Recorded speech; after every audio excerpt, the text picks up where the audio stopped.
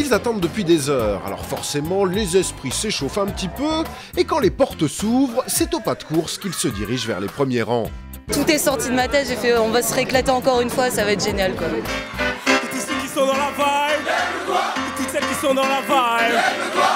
Cette vibe, c'est celle des années 90, les tubes mythiques de ces années-là, servis sur un plateau par des artistes plutôt ravis de remplir à nouveau les grandes salles.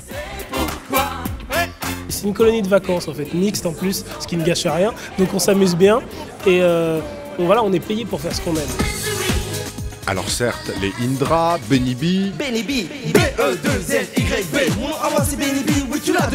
ou autres La Rousseau gagnent de l'argent, ils s'amusent, mais ils ont d'autres intérêts.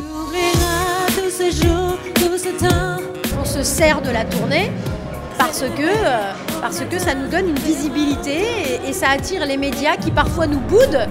Le public ne boude pas son plaisir, 75 000 billets vendus pour 12 dates, au grand bonheur des organisateurs, les mêmes que ceux de la tournée des années 80.